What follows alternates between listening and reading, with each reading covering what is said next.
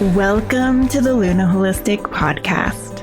I'm your host, Geneva Robbins, and every month on this podcast, we'll talk about Reiki, as well as answering your questions on all things spiritual. We are gratefully located in Calgary in Treaty 7 territory. Thank you all and welcome to the show. Hello and welcome to the Luna Holistic Podcast. My name's Geneva Robbins, and today I have Angela Hogeveen with me. Say hi, Angela. Hi, Geneva. Nice to have you here. Thank you for having me. Yeah, it's awesome. I'm excited about our topic today, which is how did Reiki change your life? So many ways. So we'll be sharing our stories, maybe a bit about how we got into Reiki and why we stayed in Reiki. So all of this time, this year marks the 20th year of since I was first attuned to Reiki. So there you go. You can do some math in your head about how old you think I am.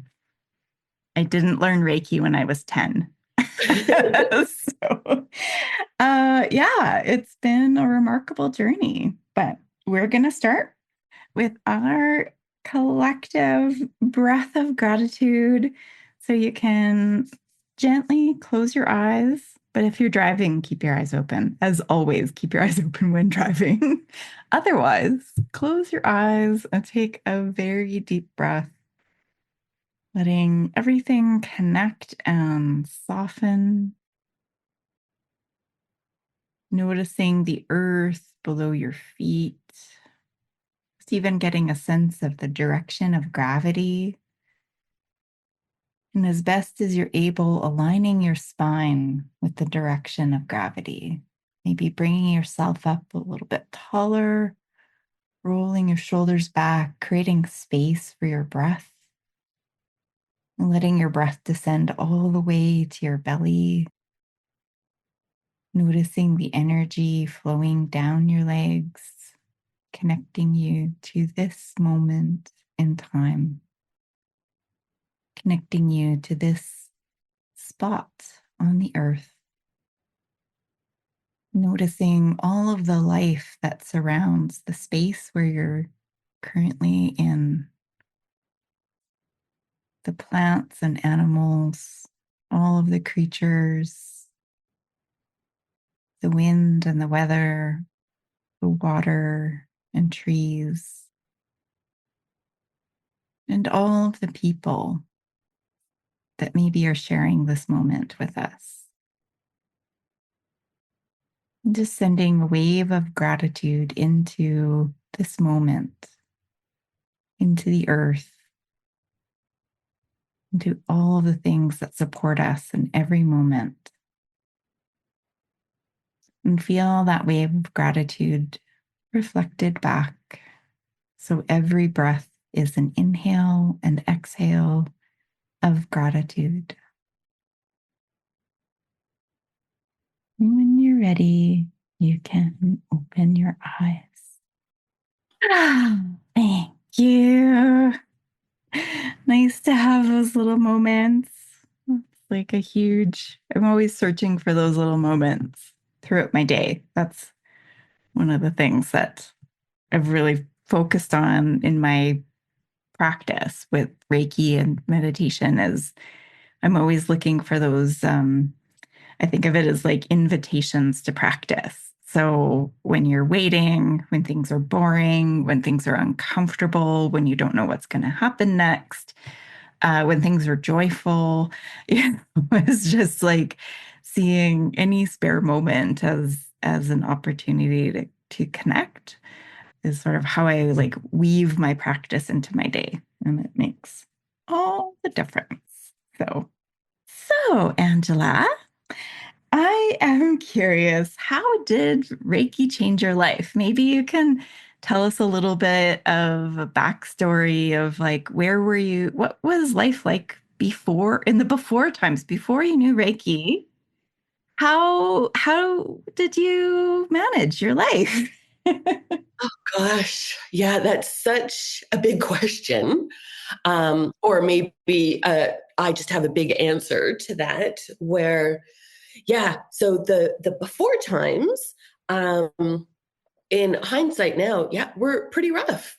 At the time, I knew they were rough, but now that I've been practicing Reiki and a Reiki practitioner for a few years, I can really see, like, my gosh, things were really struggle before, just in regards to stress, protecting my energy. I didn't even know that was a thing, to protect my energy. And as an empath, any empaths know that it is imperative to protect your own energy. So it was a lot of feeling very overwhelmed Mhm. and not really understanding the feeling of, or not understanding where it came from. I just assumed it was me and that I couldn't, handle things maybe as well as other people. Mm. So, yeah, but now things are completely different, totally different, 180. Yeah, everything started for me in, I think it was July or August of 2019. And that's when I was inspired to make an appointment with you for a session.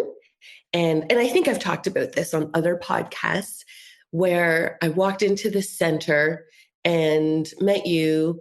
Hadn't even had the session yet. And I said, yep, sign me up for level one.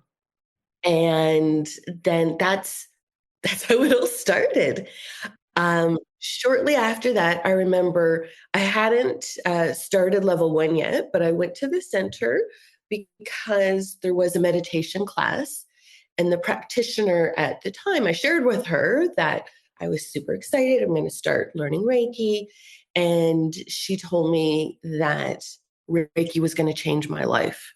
I don't think I physically rolled my eyes at her, but definitely in my head, I was rolling my eyes like, okay.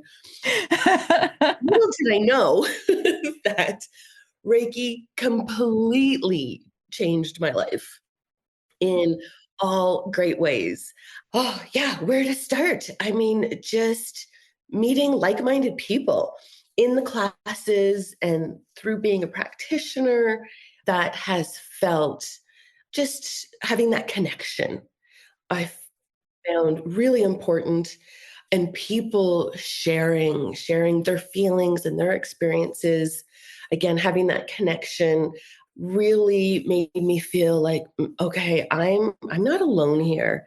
And these feelings that maybe I thought were a little crazy or not normal, quote unquote, are actually quite normal, and that other people are going through what I'm going through. So, yeah, so Reiki definitely provided, as I say, that connection with people, and then taking the courses and just all the learnings of how to protect my own energy, kind of learning that, again, as an empath, how easily it is to take on other people's energy, take on the collective consciousness energy, and that it's not all me. And so learning how to protect my own energy, put myself in that energetic bubble, learning how to clear my energy, all of that alone has been life changing. But then becoming a practitioner, which was never my intention.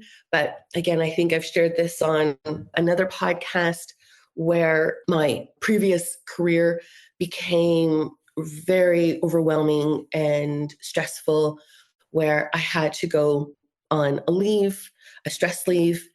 Once I was off for a few months, I realized that I could not go back for just my mental health. There was no way I could go back to that profession and that career.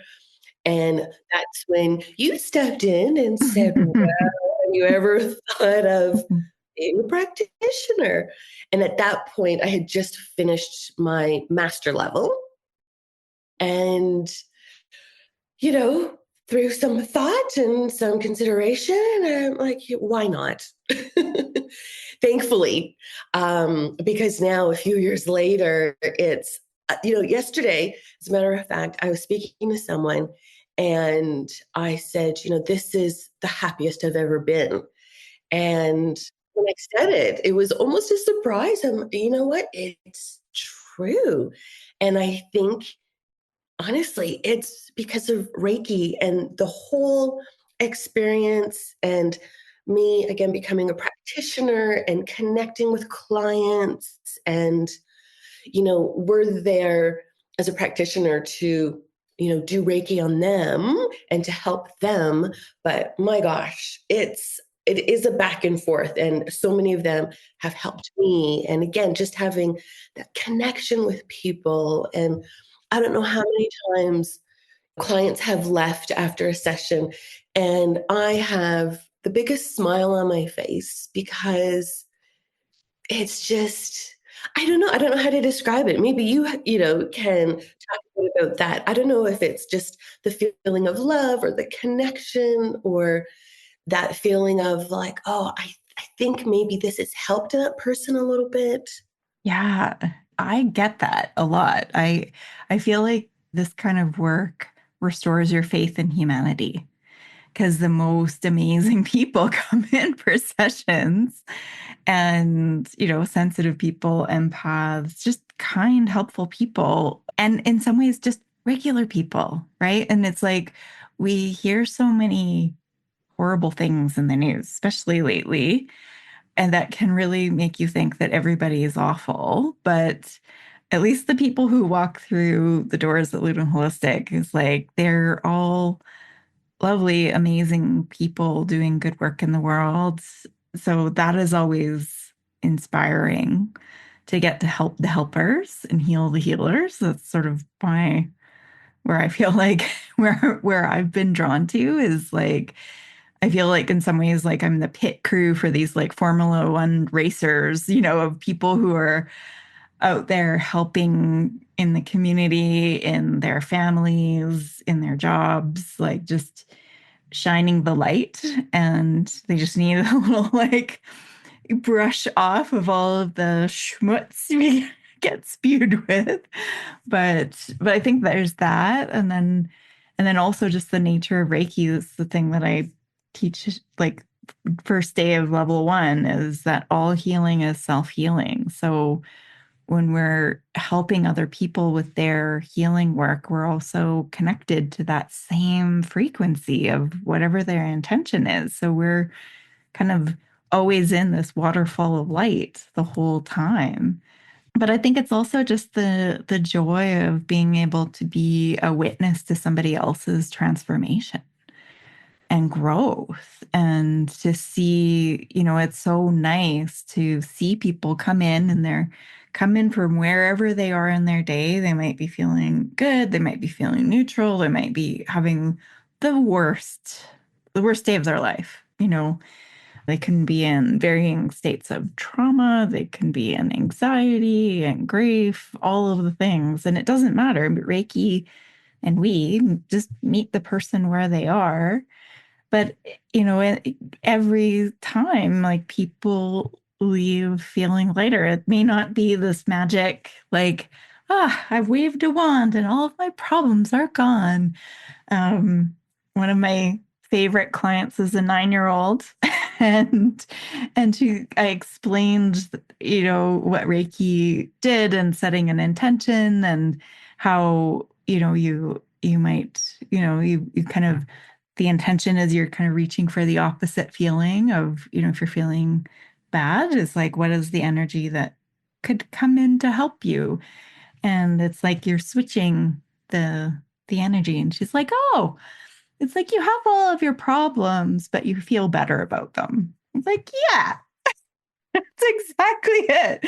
You have all of your problems. You still have to deal with the world, but it gives you this new insight, this energy. It gets to like refuel your tank. So then you can bring more of yourself to the world. You can get tapped into your intuition and creative solutions.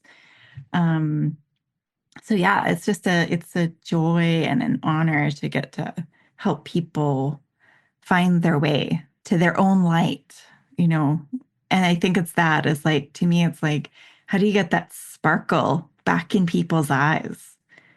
Because that's always something I'm looking for. It's like, where are you in there? Sometimes it's like people are just clouded over with all of the stuff they get bombarded with, and like where they are is very far back, or not expressed or acknowledged. And this work has this way of like drawing out people's soul, like bringing their essence, energy to the surface so that they can live and be in that great light. And, that's why I love doing this work with other people, but that's also what has happened with me. Why did I get drawn to Reiki is like this happened for me. Like I had experience after experience. And what I love about Reiki is in my experience, it's so consistent in how just a very short session can completely shift your state. And I, even now, like 20 years in, I still marvel at how much can shift it, at least in your subjective experience, in like 5 minutes. Like a 5 minute self healing can give you insight. It can calm your nervous system. It can bring a greater awareness. It puts you sort of back in your bubble, so you're less likely to absorb stuff from other people. And yeah, and just sort of giving you this like clarity so you can shine light on the path ahead.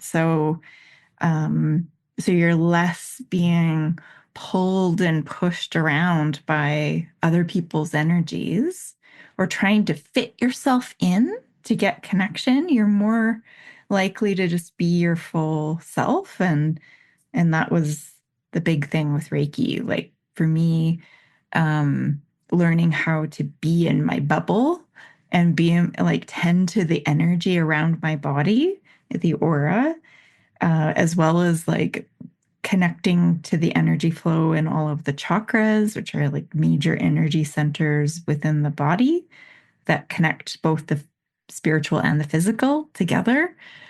It's like tending to my energy body made my physical body feel better.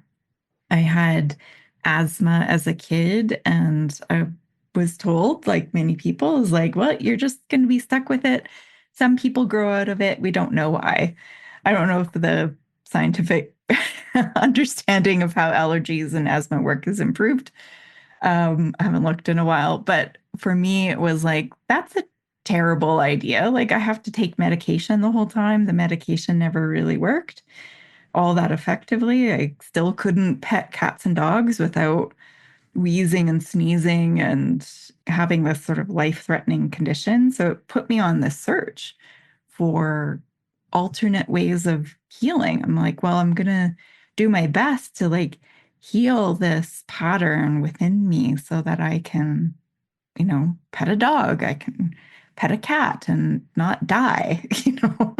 So I ended up connecting with Reiki, and it wasn't an instant thing. It took many, many years, but over time, like my symptoms have basically completely disappeared. I still have to manage it from time to time, but I haven't used an inhaler for 15, 16 years.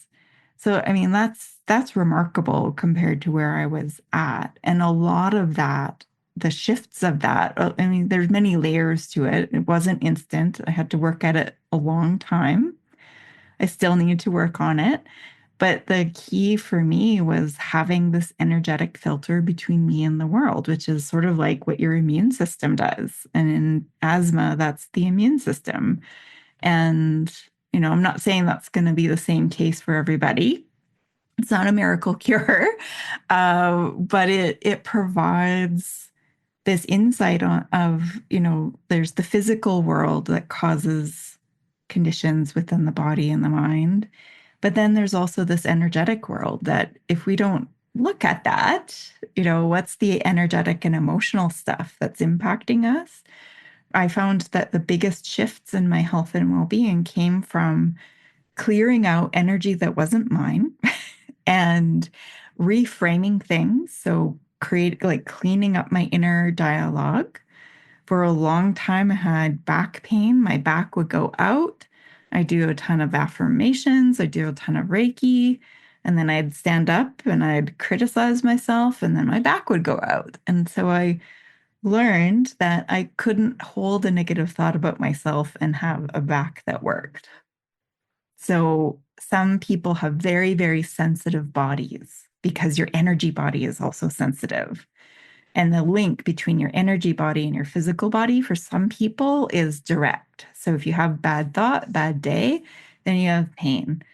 And so for me, this combination of working with Louise Hay affirmations and journaling and some cognitive behavioral therapy techniques of like reframing things, doing the work of Byron Katie, questioning your thoughts, and then combining it with Reiki, setting a positive intention and then letting the energy align you with the frequency of where you want to be, which is also doesn't cover over things with positivity. It helps digest whatever is there and helps comfort whatever pain is there. So it's not about suppressing the feeling, it's about letting the feeling have space to carefully understand what message that energy is sending, and then providing it comfort and care and compassion and light. So then it can be there for as long as it needs to be there. Part of what shifted for me, especially with my own symptoms, is that as long as I was fighting with them, battling with them, they stayed. It was like I was locked in with this like tug of war, push and pull. I don't want this, push it away. And then it'd come back with a vengeance. And so what I had to do was make peace with it and understand like, no, this pattern is here as a teacher. There's wisdom in it. And if I can learn the lessons, if I can understand what is the message, what am I trying to learn here? I had asthma as a baby. So, um, so this is something I've had my whole life. So this is a big lesson. So, what are all of the big lessons? And it must be doing something good for me. And so, Reiki and the framework of how we kind of work with things here at Luna Holistic sort of helps you go through all of the layers of whatever you happen to be working with. It could be depression, it could be anxiety, it could be physical stuff, it could be emotional, spiritual stuff, it could be that you're having a intense spiritual experience and you don't know where to pack that energy, or you're a strongly sensitive person and you feel bombarded by the world and you just want to like live under a rock for the next 5 to 10 years, which isn't a very effective lifestyle strategy. And with Reiki, all of a sudden it gave me tools so we can basically like suit up or put on this Reiki hazmat suit and put these layers of energetic protection around me. So I'm processing what's on my side. And then my aura is acting like a filter between me and the world, letting all the good stuff through. So it's not blocking or closing off from the world, but I can process and clear and release anything that isn't mine. And instead of feeling everything like full on and raw. So I think for me, like before Reiki, I was just like, I think of it as like a raw exposed wire, like an electrical wire with no insulation. And everything, every signal was just bombarding me. And I spent so much time feeling confused, picking up on everybody's feelings and emotions and all of the energetic noise that comes with just living a nice life, living in the world, and all of that soup of energy just hit me directly. And I didn't ever know what to do with it. So when I learned Reiki, it helped me clear, process, and understand, oh, that feeling isn't my feeling.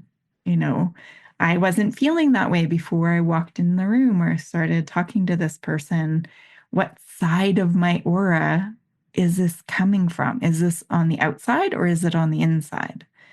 Sometimes it can be a bit of both. So if somebody you love is suffering and that creates a feeling within you, you're sad because they're sad, then you have a lot of sadness. So it takes some time to sort of distinguish your feeling from another person's feeling. But the more you tend to your energetic space, you end up, it's almost like it brings a calming influence within your own self, but then you're also walking around in this clear light and space, and it's not manipulating other people, but people will do what you do. So even if they don't understand how to put themselves in a bubble in, to take care of their energy, if you're doing it, they've got a better chance of being able to mimic you. Even on a subconscious level, they will be more grounded, they'll be more in their own energy. Um, and it's usually nicer for everyone. And even if they don't, their chaos doesn't create chaos within you. So it's almost sometimes it's like being in the eye of a hurricane, is the way I feel like it. And that within that bubble, you get to set your energetic feeling. So these are all of the things that I love about Reiki. Helped me heal physically. It helped me heal my mind. It helped me calm anxiety. It still helps me calm anxiety. I'm like, look at the news and I scoot right up, and just sort of ride through the inevitable ups and downs and waves of life. And it's been remarkable. So Life-changing. life changing. Yeah. Yeah. It's life changing magic. Yeah, it is. Yeah. And I think, your 9-year-old client really put it best. Reiki doesn't get rid of your problems. It just helps you have a different perspective on it. And like you said, it's not a magic wand. It is a tool. I find a very effective tool. And I think for me, part of it with being a practitioner is when clients come in at Luna, part of the session is chatting. And while we are not therapists, I feel often it is almost like a therapy session, but more of a spiritual therapy session. I think from my experience, I find it important. I think other people find it important to be validated. And again, like what I was saying earlier, to understand, like, okay, yes, I've got these big feelings and I don't understand them and all this energy and I don't get it. And to be validated that, yes, you are an empath and this is what's going on. We've all experienced it, that overwhelm. And here are some tools to, like you said, kind of figure out, like, okay, these feelings, this overwhelm isn't my energy, isn't because of me. It's because of all of these people that I've interacted with. And as an empath, like you said, we feel what other people are feeling. And if people are struggling, we take that on. And again, on a subconscious level, we don't even realize we're doing it.